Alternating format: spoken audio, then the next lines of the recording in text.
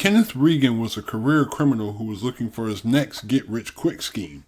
After being released from prison in 2002, he started working at Seba International, a freight business owned by Nancy Chohan. Regan wanted to use Chohan's business as a front for his drug smuggling operation. He felt that the only way to secure his business was to eliminate Chohan, and with the help of William Horncy and Peter Reese, they did just that, along with 4 other innocent lives. Welcome to History's Biggest Villains.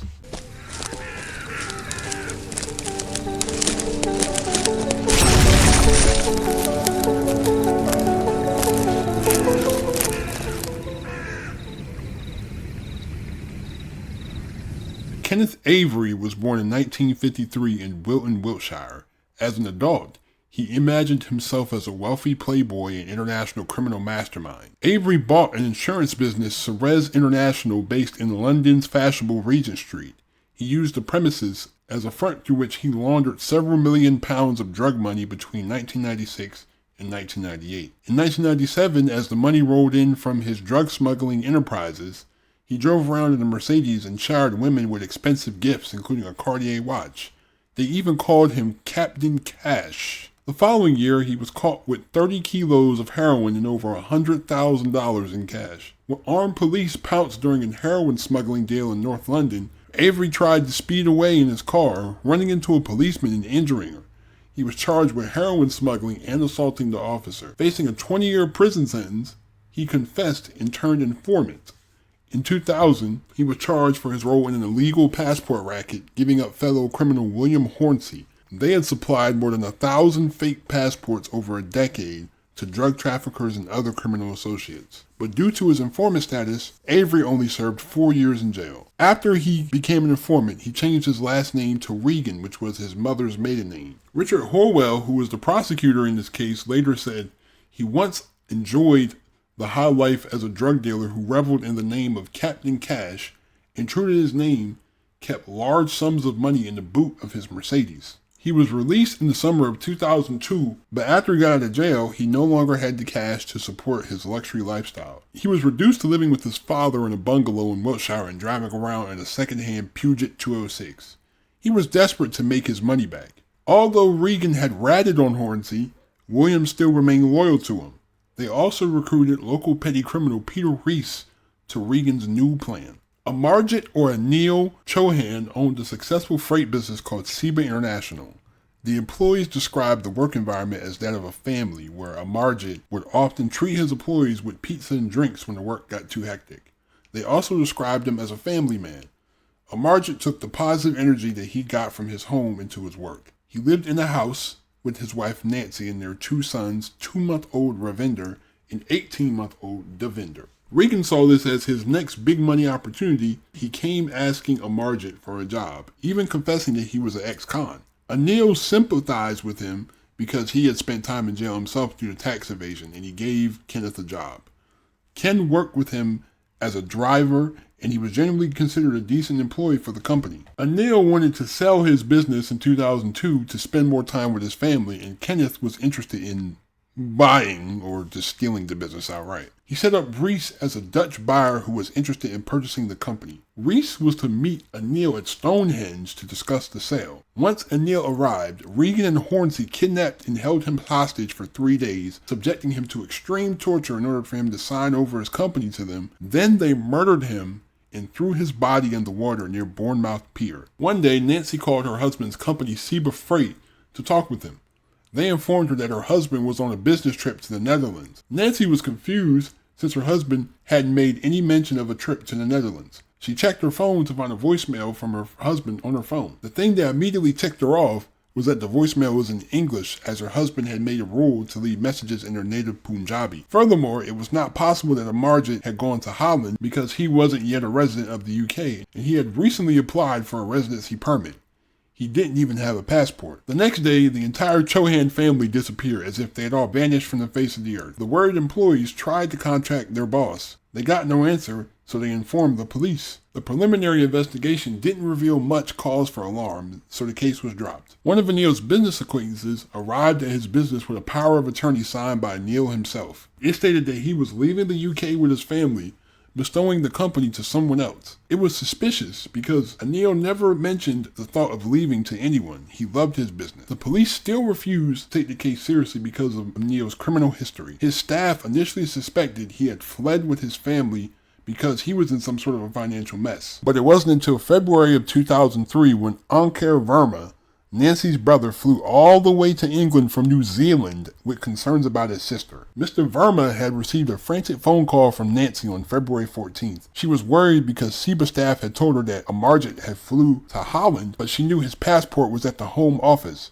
and a tape message from her husband, made by Regan, was in English rather than Punjabi, which the couple would have spoken on the phone. The next day, Mrs. Chohan, her sons, and mother also vanished. It wasn't until the end of March, however, at Mr. Verma's insistence, that the police searched the family home in West London. They found the washing machine full of wet clothes, an overdue ticket for Miss Kaur's return flight to India as she was only visiting, along with her prayer book, which she kept with her at all times. The family's bank accounts hadn't been touched for 3 weeks, and a trip to India confirmed that Mrs. Kaur was not there. And Mrs. Kaur is Anil's mother, by the way. Staff at SEBA had received typewritten letters bearing what appeared to be Mr. Chohan's signature, saying he had enough of England and was taking his family back to India. They were suspicious as Mr. Chohan almost always wrote his correspondence by hand. The letters apparently handed SEBA over to Kenneth Regan, who started work there in July of 2002. This case took a big leap forward on April 9th, 2003, with a phone call from former publicist Belinda Bruin, on whose 50-acre Devon estate the bodies were first buried without her knowledge and then dug up and dumped at sea. Regan claimed to be in love with Miss Bruin, but she rejected his advances and denied there had ever been any romantic relationship. Miss Bruin went ballistic